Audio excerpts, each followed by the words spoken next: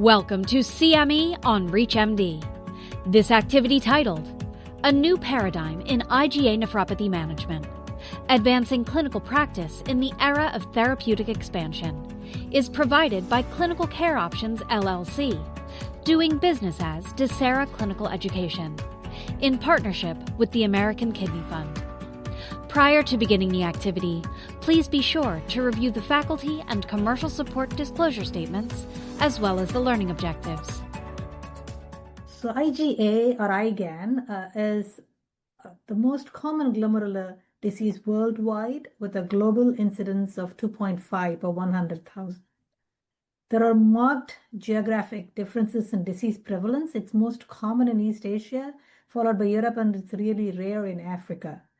Coming to the US, IgAN is identified in about 8.7% of kidney biopsies. The annual incidence is 2.1 to 2.2 per 100,000. The prevalence rate is 59.9 to 62.7 per 100,000. And the prevalence in racial and ethnic groups is unclear. So even though IgAN is a common glomerular disease, it meets the criteria or definition for a rare disease affecting less than 200,000 people. Coming to the clinical manifestations, the clinical presentation is heterogeneous and varies widely among different age groups. The classic phenotype is synpharingitic hematuria. Gross hematuria is most common in younger individuals, whereas microscopic hematuria and varying degrees of proteinuria are seen in older patients. Nephrotic syndrome can occur in about 5% of patients, and other rare clinical phenotypes include RPGN and IgA vasculitis. Now, we know infection and genetics may contribute to the development of IgAN. As mentioned before, IgAN presence is a synpharingitic hematuria, so infections are common triggers, especially mucosal infections, either upper respiratory or GI infections.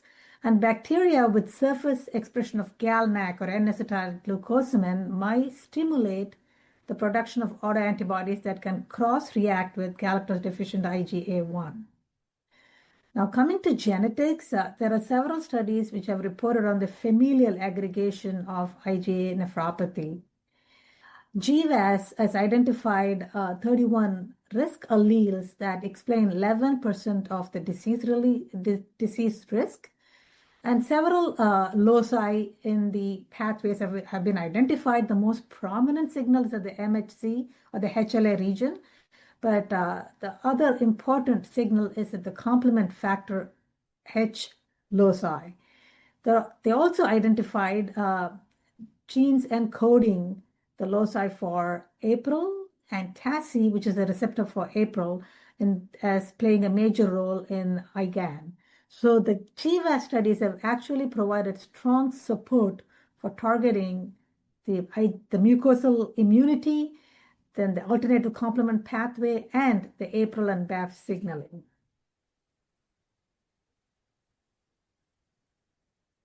Now, IgAN is associated with substantial humanistic and economic burden. It affects younger individuals. It's a chronic disease.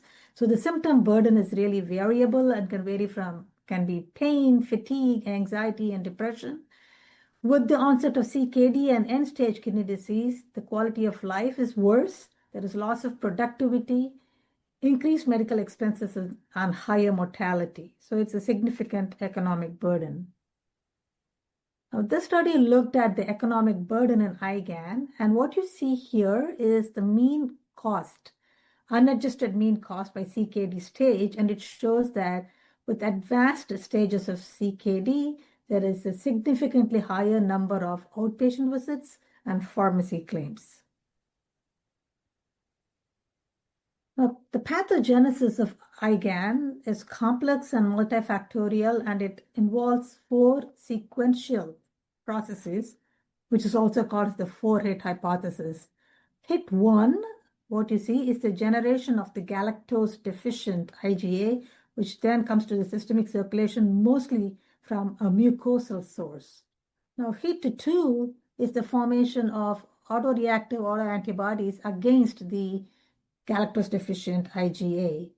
And hit 3 is formation of immune complexes HIT4 is where the immune complexes get deposited in the mesangium, which then triggers an inflammatory cascade, which results in mesangial cell proliferation, activation of the alternative and lectin pathway, and also recruits macrophages and monocytes, and all of these lead to kidney injury. Now, coming to the basis of some of the newer therapies, so the mucosal-associated lymphoid tissue, particularly the Peyer's patches, are abundant in the distal ileum and are an important source of the galactose-deficient IgA.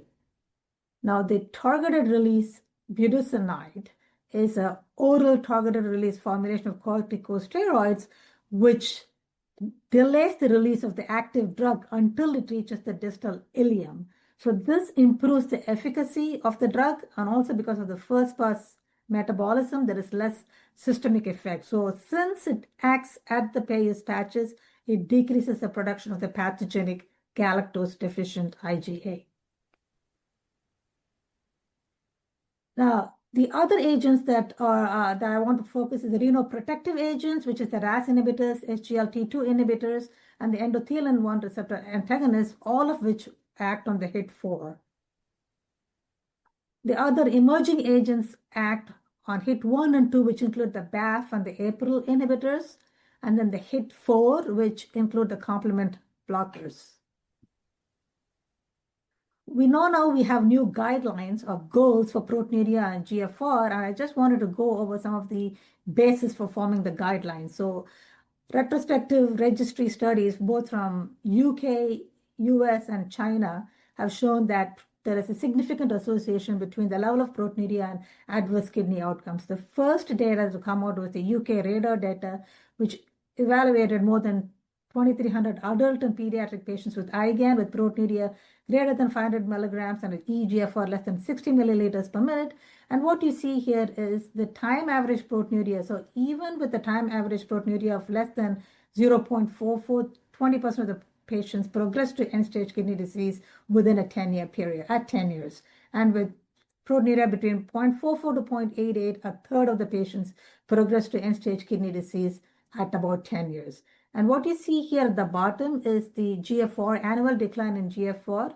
If you have an annual decline in GFR of 3 milliliters per minute, 100% of the patients under the age of 40 will progress to end-stage kidney disease in their lifetime.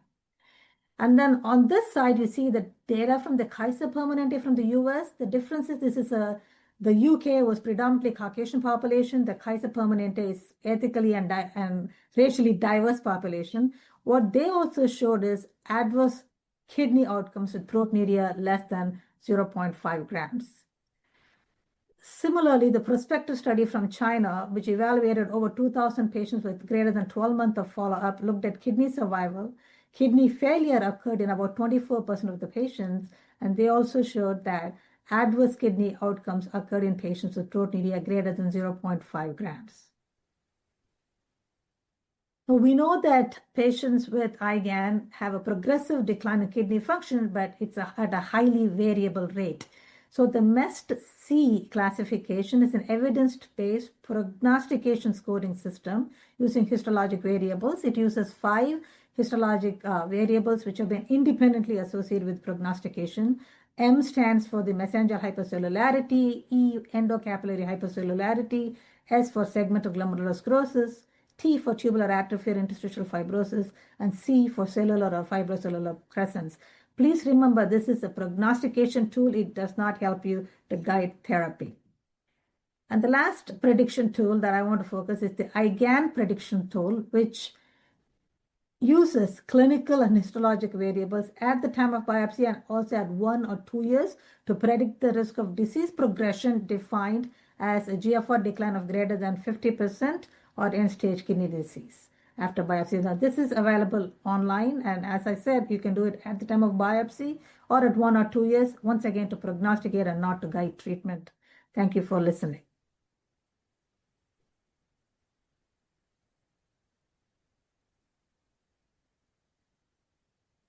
Okay, so I'm going to take over talking about redefining IgA nephropathy treatment as we move from supportive care to targeted therapies. We have a new guidelines from KDIGO talking about treatment goals for patients with IgA nephropathy, and these are very notable in that the new recommended goal for getting our patients proteinuria is to 500 milligrams a day or less as the goal, and actually ideally to getting patients to 300 milligrams a day or less in terms of their proteinuria. And that's all based on the natural history data that Dr. Geetha just showed, where we now recognize that lower levels of proteinuria that were previously considered to not be higher risk for progression clearly do show higher risk. So the key thing from these guidelines in terms of treatment goals is get your patients to as low of a proteinuria as possible, at least less than 500 milligrams a day, and ideally to less than 300 milligrams a day.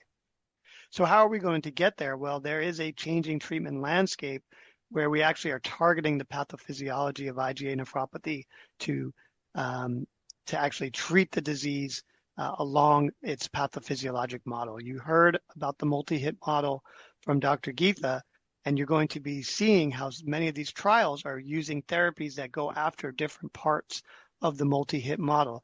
At the same time, we've gotten much better at using standard CKD therapies in the management of IgA nephropathy. So you'll see from the KDIGO guidelines, they actually break it down into two classes of therapy that should be used essentially simultaneously. There are the CKD type therapies, which they call managing the generic responses to IgA nephropathy-induced nephron loss. Another way to phrase this is conservative therapies. Another way to phrase this, which I really like, is to call this foundational therapies. But these are medicines like renin-angiotensin-aldosterone system inhibitors, SGLT2 inhibitors, which are really staples of treating all forms of chronic kidney disease and should be staples of treating IgA nephropathy.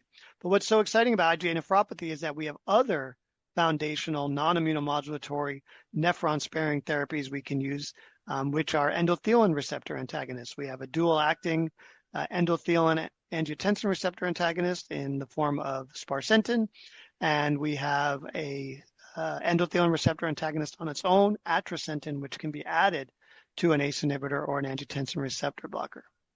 So while you're doing your best with the conservative foundational therapies to prevent nephron loss, you also, for many of your IgA nephropathy patients, want to be going at the IgA-specific drivers for nephron loss. And this is what most of us would call immunomodulatory therapy. And the immunomodulatory therapy is really directed at breaking that multi-hit model of IgA nephropathy pathogenesis. Now, these guidelines, even though they just came out this year, are already a little bit out of date when it comes to the immunomodulatory therapies, because they're recommending systemic glucocorticoids and targeted release formulation of budesonide, because these were developed before the FDA did an expedited approval of iptacopan and now most recently sibeprenlimab.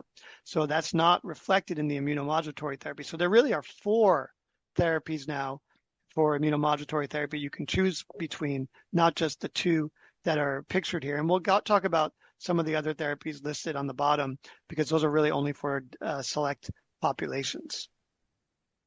So going back to the guidelines, what they're recommending for most patients is that the focus of therapy should be to prevent or reduce the immune complex formation of galactose-deficient IgA1 and anti-gliadin antibodies to prevent or reduce glomerular injury that's mediated by those immune complexes, all the while managing the consequences of IgA nephropathy-induced nephron loss, which will be a lifelong need. So to put it into a different phraseology, think about immunomodulatory therapy early in the disease course to basically turn off the IgA pathogenesis. Get your foundational therapy on board early in the disease course to prevent nephron loss. And long-term, you'll continue the foundational therapy to prevent any further nephron loss and preserve the kidney that you've hopefully been able to save with the immunomodulatory therapy early in the disease course. So when we think about the medications and where they're hitting in the model, it's again very helpful to think about the pathogenesis. So if you think about some of the newer therapies that are in development, well, we already have an anti-APRIL monoclonal antibody, sibeprenlimab, approved, and that is working at the levels of HIT1, HIT2, and HIT3. not just the production of galactose-deficient IgA, but the production of the anti-glycan antibodies and the formation of the pathogenic immune complexes. There's combined APRIL-BAFF targeting therapies, atacicept, povetacicept. We expect at least one of them to be approved within the next year. And then once the immune complex is deposited at the level of the glomerulus, the inflammatory response and the fibrotic response, that's where we start pulling in complement inhibitors, endothelin receptor antagonists, and renin-angiotensin-aldosterone system inhibitors. So again, all of the therapies that we're using are really driven by pathophysiology, and they go after different parts of that multi-hit model.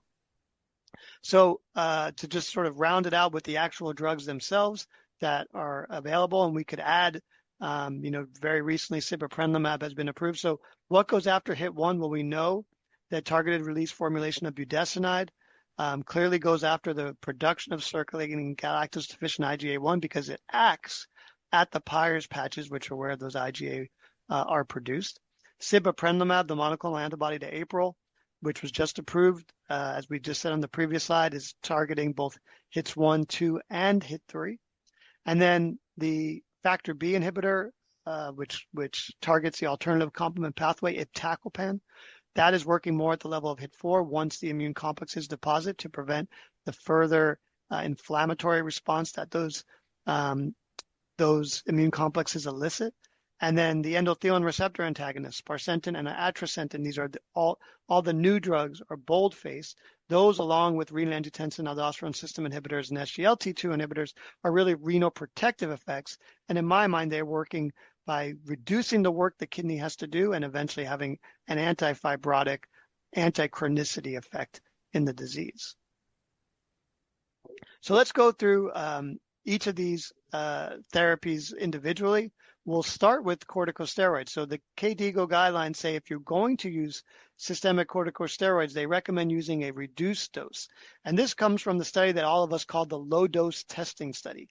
And the low-dose testing study was a follow-up on the original testing study, which showed good results with steroids in terms of efficacy, but too much toxicity. And so they then did a subsequent study called the low-dose testing, where they basically used about half the amount of steroids that had previously been used in the original testing study, and they saw similar efficacy with far less toxicity. So basically, if you're going to be using systemic corticosteroids, which for many people will still be an option, the newer drugs are very expensive. They're not always easy to get for some patients, and they may not be able to be obtained quickly. And there are some patients you need to treat right away and make sure they can get drug that day. And that's where corticosteroids may still be an option. But if you're going to use it, you're generally going to be using about half the amount that we used 5 or 10 years ago, and that's based on the low-dose testing study.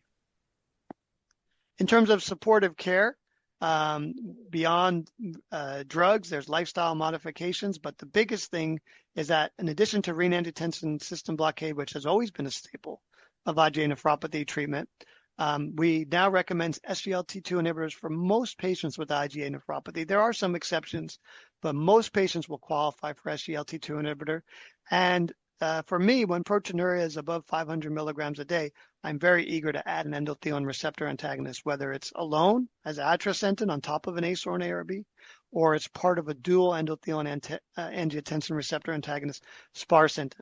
KDIGO was developed when only sparsentan was available, so it doesn't really reflect the use of atrasentan. So as I mentioned previously, SGLT2 inhibitors are being used for most patients with IgA nephropathy, and the data from this is very encouraging. Both the DAPA-CKD study and the EMPA-Kidney study enrolled a number of patients with IgA nephropathy. And if you do the subgroup analysis in the patients with IgA nephropathy, number one, these turn out to be pretty big trials for IgA nephropathy, over 100 patients with IgA nephropathy randomized to each arm. So it's a good study for IgA nephropathy, but it's more of a chronic kidney disease version of IgA nephropathy. But you can see that there's a huge reduction in progression to hard kidney endpoints using SGLT2 inhibitors. So the patients that I use SGLT2 inhibitors for IgA nephropathy, pretty much anybody with proteinuric IgA nephropathy, I'm going to use SGLT2 inhibitors, and anybody with IgA nephropathy with a GFR below 60, even if they don't have heavy proteinuria, I'm going to throw an SGLT2 inhibitor on board. Other therapies that have been evaluated for IgA nephropathy, which don't get the KDIGO stamp of approval, which we used to use pretty frequently in the past before we had all these new IgA therapies, I don't really think there's much use for them anymore. Cyclophosphamide, there still is a use of cyclophosphamide, but that's pretty much only in an RPGN version of IgA nephropathy where there's a heavy crescentic burden on the biopsy. I would say if the glomerular compartment is more than a third of the glomeruli have crescents, you should start thinking about, should I use a course of IV cyclophosphamide in the care of this patient. But otherwise, cyclophosphamide really doesn't have a common role. Calcineurin inhibitors, rituximab, these drugs are no longer routinely used in IgA nephropathy. And fish oil, it's always been, some studies say yes, some studies say no. The evidence has been pretty equivocal. I think in terms of reducing pill burden, there's not a real need to throw fish oil on, given we have so many other better therapies that are non-immunomodulatory. I'd much rather use an SGLT2 inhibitor, an endothelin receptor antagonist, than to use fish oil. Mycophenolate. This is still an option, according to KDIGO, in patients of Chinese ancestry. You can use it as a glucocorticoid-sparing agent. There are a number of patients I've seen mycophenolate used almost like a maintenance long-term therapy. But in general, it's not routinely used outside of that population. Likewise for hydroxychloroquine, there's really only been one study that showed a nice response to hydroxychloroquine, and again, it was done in China. So its use is mostly reserved for patients of Chinese ancestry who would be considered at high risk. So again, special subpopulations. Let's move on to targeted release formulation of budesonide. This is one of the first IgA nephropathy drugs to be approved, and it's been used very frequently since its approval. And the approval came initially on proteinuria reductions, eventually on GFR stabilization at a 2-year mark. And you can see when you look at a composite endpoint of kidney failure or a GFR reduction of 30% or more, you can see that budesonide clearly reduces that risk compared to placebo, with maybe a little bit of a more profound response in those patients who have heavier proteinuria. The long-term data on the use of budesonide, and this is looking at a 9-month course of budesonide. Some folks have wondered, is there a rebound effect occurring the further away you get from the use of budesonide? And that's actually something that's going to be tested now in an ongoing study where the use of budesonide is extended beyond 9 months. So we'll keep our eyes out for the results of that trial. But what is clear, even if you stop the drug at 9 months, you can see that those who were treated with the drug for 9 months compared to those who were on placebo clearly had better GFR slopes over a 2-year period, which is why the drug got its full approval. The safety profile was pretty good. When you compare it to placebo, the rates of adverse events were pretty much what you saw in both the placebo and the active arm. And notably, there wasn't a high amount of steroid-like side effects. There is a slightly increased risk of steroid-like side effects in those who got budesonide compared to placebo. And in practice, I would say, even in my own patients, I have seen some rare cases where people get a corticosteroid-like effect, but that's really the exception. The expectation is that patients will not get systemic corticosteroid-like effects when they use targeted release formulation of budesonide. We're going through these trials pretty much in order of how they were done. So now we're switching over to endothelin receptor antagonists, looking at sparsentan. So this is not an immunomodulatory therapy. I would put this more along the lines of a conservative or a foundational therapy. But this is looking at sparsentan, which is a combined angiotensin receptor and endothelin receptor antagonist. And the comparison is against an ARB alone, irbesartan. And you can see that the ARB with endothelin receptor antagonist, sparsentan, clearly outperforms an ARB alone in terms of proteinuria reduction, a 50% proteinuria drop compared to a 15% proteinuria drop. And that's at 9 months, which is what got the drug its accelerated approval. The full approval came after the 2-year data was released. And you can see at 2 years, again, sparsentan, the endothelin receptor antagonist with angiotensin receptor antagonist, clearly outperforming the ARB alone. And that translated to better control of GFR decline. So the group that was on sparsentan lost less GFR over a 2-year period compared to the group that got just an ARB alone. So again, if you have the ability for your chronic IgA patients, you should try to get them on an endothelin receptor antagonist on top of an angiotensin receptor blocker, either as a combined drug with sparsentan or, as we'll get to, with atrasentan, which can be added on top of any ACE or ARB. The safety data from the sparsentan study was very comparable to what you would see with the use of an ARB alone. There is a boxed warning in a REMS about hepatotoxicity. This has been relaxed a bit. Now you only need to check LFTs every 3 months. Originally, it was every month. And over time, I think we'll see more and more data about the safety of this drug. And it's not inconceivable that the REMS could eventually be dropped altogether. But right now, there is a REMS where you have to check LFTs every 3 months. Okay, the ALIGN study looked at atrasentan. So this is another endothelin receptor antagonist, but now this is an endothelin receptor antagonist on its own that would be added on top of max tolerated dose of an ACE inhibitor or ARB. And you can see that atrasentan reduced proteinuria, but now the comparison is against placebo. But atrasentan reduced it by 38% compared to a 3% drop in placebo. So again, a very significant reduction in proteinuria when you add an endothelin receptor antagonist to an ACE inhibitor or an ARB. Good safety data on this drug, and specifically, there is a slight increased risk of fluid retention, which is what can be seen with endothelin receptor antagonists, but not to enough of an extent that it's more than just a small difference compared to placebo, something you can monitor on your patients. And here, the box warning is not about LFTs, but rather about contraindications in pregnancy, which would also apply to sparsentan as well. Let's move now to complement inhibition in IgA nephropathy. We know there's a pretty clear role of complement activation in IgA nephropathy, particularly once the immune complexes deposit on the glomerulus. You see this big influx of inflammatory cells, and we think a lot of that is driven by the alternative complement pathway, which is why using an alternative complement alternative complement pathway inhibitor like iptacopan, which targets factor B, has so much promise in IgA nephropathy. And the APPLAUSE study was done comparing iptacopan against placebo in patients with IgA nephropathy who had more than a gram a day of proteinuria. And you can see that iptacopan clearly dropped proteinuria to a significant degree compared to placebo. And the 9-month data of that proteinuria reduction is what got the drug an accelerated approval. It does not have full approval yet. As with all these drugs, you need to show 2-year data, and particularly 2-year GFR data to get the full approval. But what we know with most IgA nephropathy studies is that early proteinuria reduction has been consistently shown to lead to long-term GFR stabilization, which is why the FDA has accepted early proteinuria reduction at 9 months as a surrogate outcome for expedited approval. The safety data from the iptacopan study is, again, quite good. Not surprising. You know, this drug is, I always call this drug a designer drug. It's really only hitting one target, which is factor B. So we really don't expect patients to experience any real side effects other than the fact that they're more susceptible to infections because of the alternative complement pathway inhibition. And because of that, there is a boxed warning about the risk of encapsulated bacterial infection and the need for vaccination against Neisseria meningitidis, Streptococcus pneumoniae, and Haemophilus influenza B, and boosters for patients who have already been vaccinated but are not updated on their vaccination.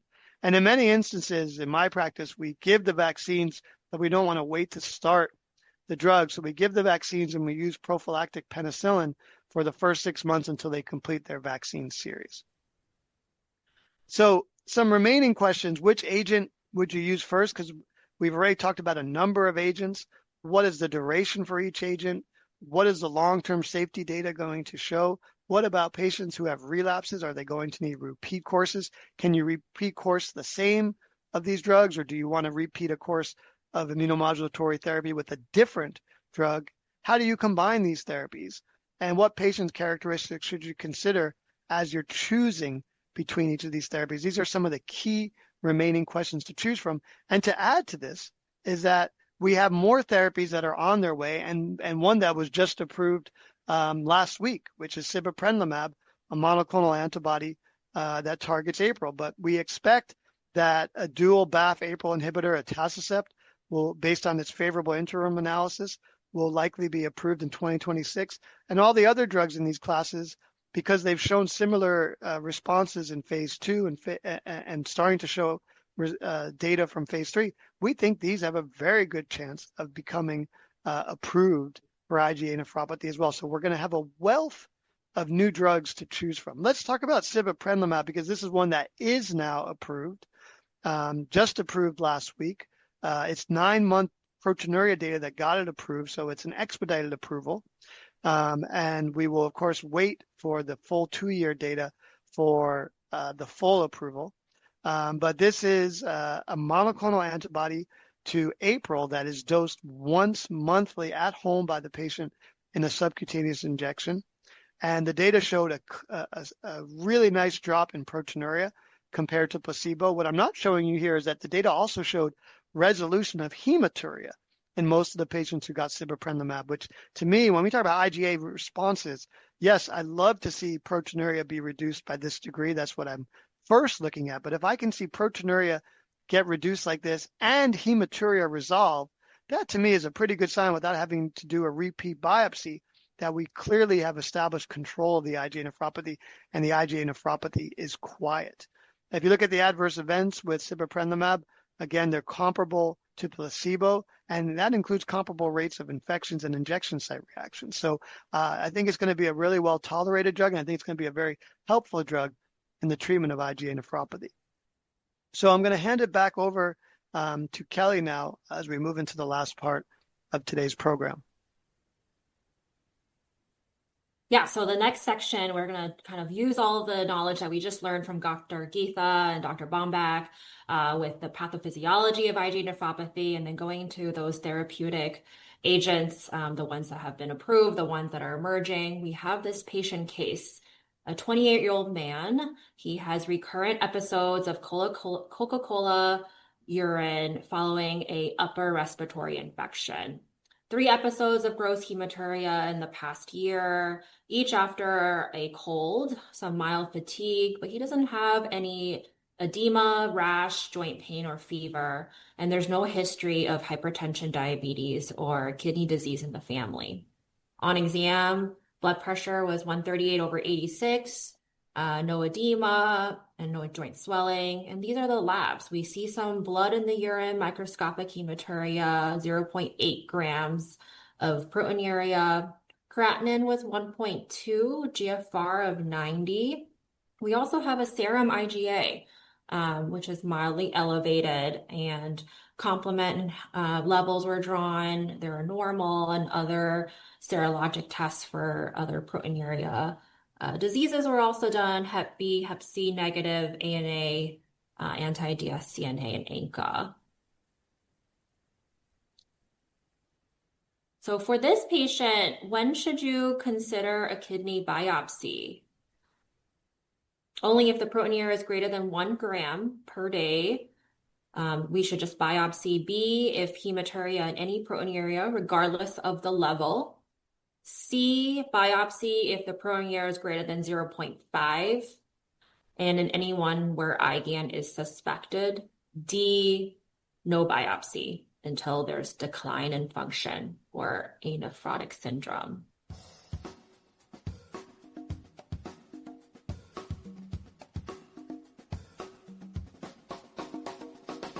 Take a pick, and then we'll talk about the results.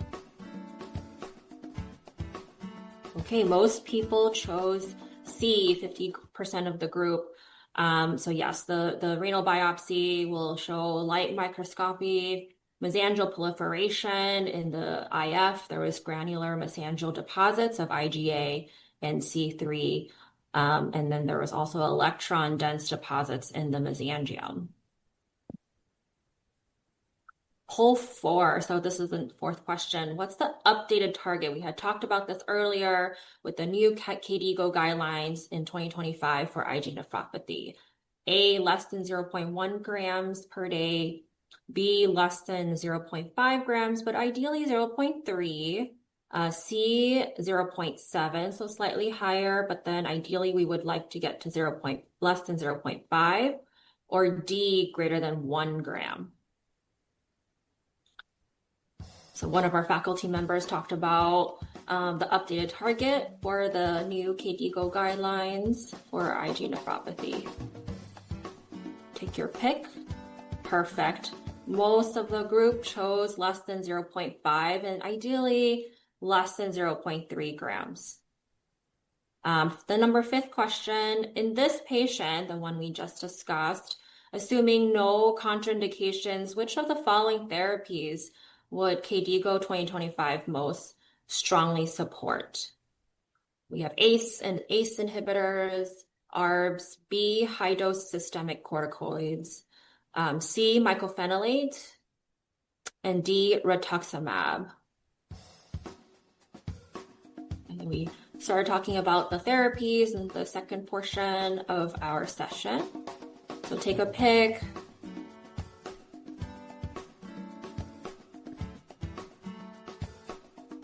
Perfect. We have A, ACE inhibitors or ARBs. 80% of our group discussed that.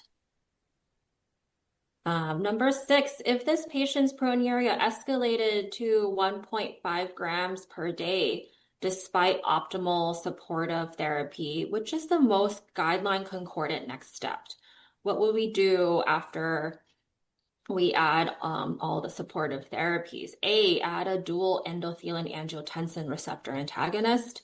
B, rituximab. C, adding systemic corticosteroids. D, adding a targeted release formulation of budesonide. So we're at 1.5 grams, optimal supportive therapy. What should we add next for an IgA nephropathy patient?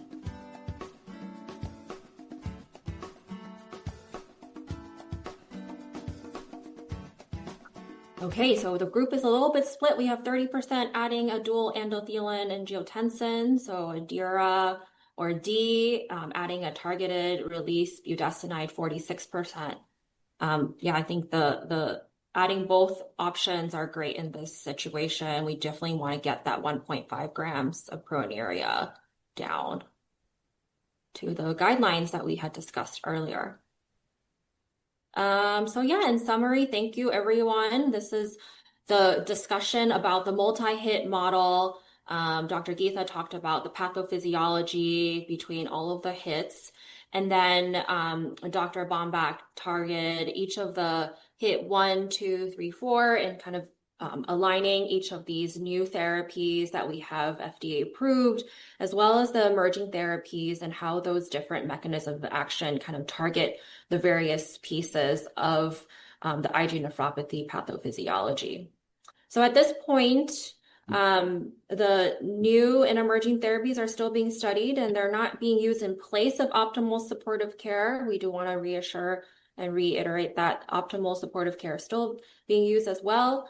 And then we, as part of the guidelines as well, and the KDIGO also encourage patients to participate in clinical trials and registries as the IgA nephropathy treatment landscape is still actively changing.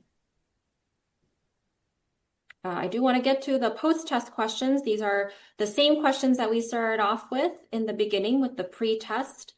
So again, the 42-year-old male with the biopsy of IgAN had persistent proteinuria despite optimized RAS and is being evaluated for targeted therapy. Which of the following novel therapeutic agents, primarily by modulating the complement pathway or rather than the endothelin system or B cell activation signals?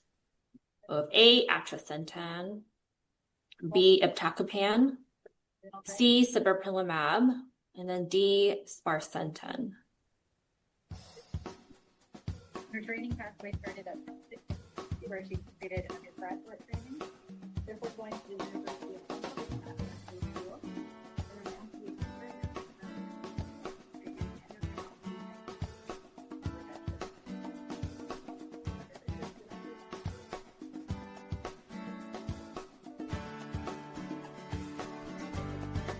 Great. The group was mostly choosing iptacopan, B. Let's get to our second post-test. We have a 32-year-old female with IgAN. It's about 1.3 grams of persistent proteinuria despite max RAS blockade. Stable blood pressures. This is pretty good. 118/74, eGFR of 62. She's interested in the new therapies. She is looking for any of the FDA approved or emerging agents that would be best for this option. Which do you think? We have A, atrasentan, B, obinutuzumab, C, povetacicept, and D, zigakibart. We have some FDA-approved agents on this list, as well as emerging agents as well. Actually, just one FDA-approved.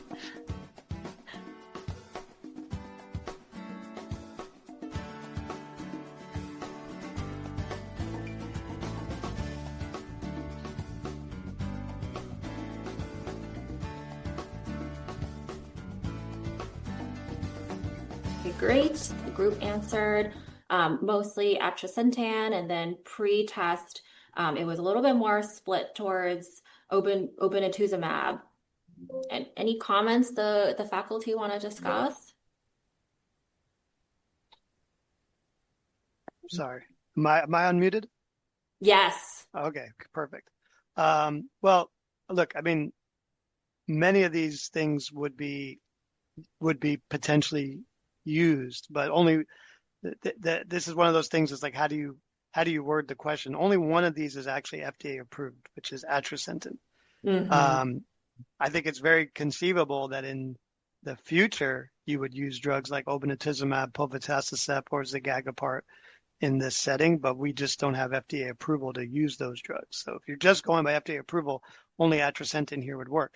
And to be honest, you'd use atrasentan and one of B, C, or D, ideally, because atrasentan more to sort of improve your conservative therapy, and then you probably need something immunomodulatory given just how high the protein is. Yeah, thanks for your comments. And then I think for this, so the choice I think was atrasentan, kind of alluding to those thoughts that you had, Dr. Bomback. For number 3, which of the following new or investigational therapies for IgA nephropathy acts as dual BAFF and APRIL, targeting both the BAFF and the APRIL to modulate aberrant B cell activity? So which of these are dual BAFF and APRIL? A, felzartamab, B, sibeprenlimab, C, povetacicept, D, zigakibart.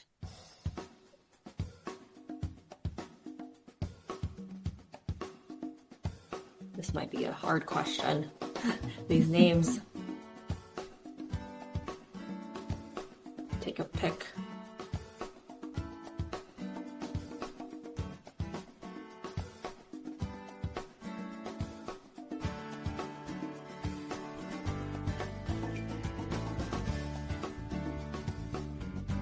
Okay, so answer is C, povetacicept.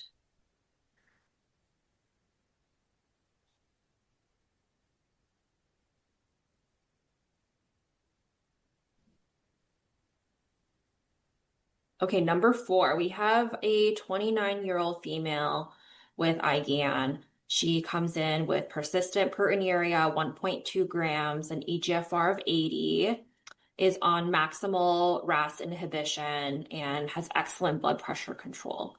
What's interesting is she's doing some family planning. She's planning on a pregnancy within the next year and is concerned about preserving her kidney function. We had talked about earlier, she wishes to avoid teratogenic or immunosuppressive medications.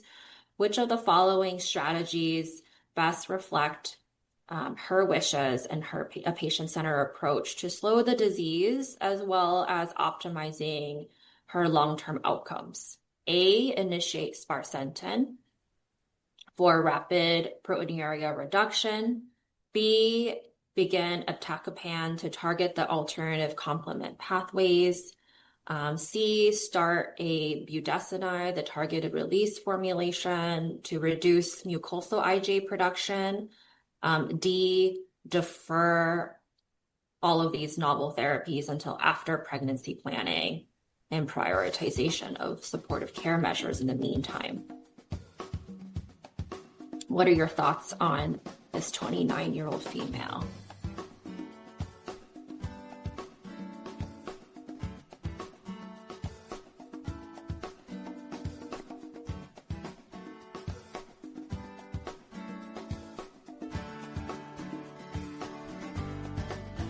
Answer is D. We would want to defer. So we love all the novel therapies that Dr. Bomback discussed, but we would want to defer them until after pregnancy planning. Any additional thoughts, Dr. Bomback?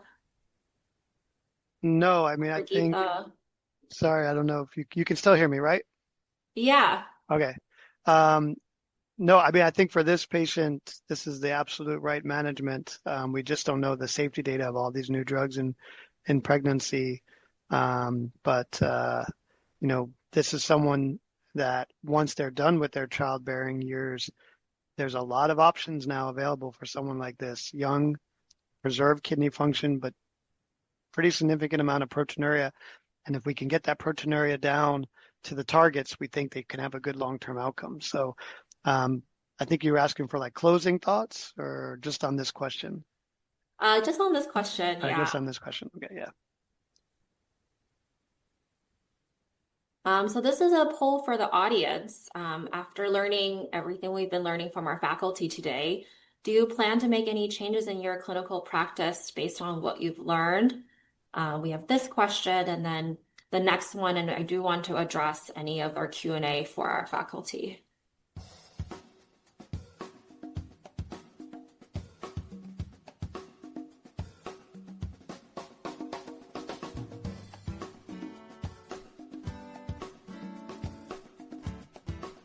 And then the second poll, the next poll is take a moment to enter one key change you plan to make in your clinical practice based on today's education. And as you type away, I will also bring up our Q&A. We have a couple questions. Would budesonide help a 71-year-old female with IgA nephropathy, eGFR about 24, and interesting history of a liver transplant taking cyclosporin? Dr. Geetha, do you want to take a stab at it? This is an interesting question. The first question I would have is whether this patient actually has primary or secondary IgA because someone with liver disease. Secondly, all the trials we have, I think this GFR is actually excluded. You have to have a GFR of greater than 30 milliliters per minute. So personally, I would not be using budesonide in a patient like this until I have more clarification on number one, whether this is primary or secondary IgA, and the trajectory of the disease is important. Yeah, I think Dr. Geetha is saying that most of the trials were for primary IgA nephropathy. And so there is a possibility that this patient profile perhaps has secondary IgA nephropathy. Dr. Bomback, any thoughts? No, I completely agree. And I think the other thing beyond, the 2 points that Dr. Geetha made, not just is it primary, secondary, but also how low the GFR is. All the trials for the immunomodulatory drugs had a cutoff of GFR above 30. Another way to think about it is you can think about if they have a recent biopsy, if the interstitial fibrosis is less than 50%. But there is a point of no return with IgA nephropathy where we expect they're going to go to end-stage kidney disease regardless of what you do. And that's typically been a GFR less than 30 and a interstitial fibrosis greater than 50. So especially in someone who's got all these other comorbidities on other immunosuppressants, I would not think about adding more immunosuppression in that setting. Thank you. We have a question about primary care providers. There's a lot of folks in the audience who do provide a lot of primary care in their care setting. Do primary care providers treat IgA nephropathy, or should this diagnosis always be referred to a nephrologist?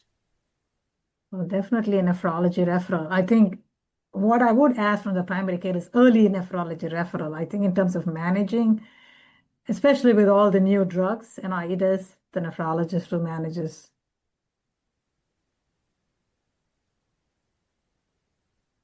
And then this question is, I believe, for Dr. Bomback's practice. This is for the iptacopan.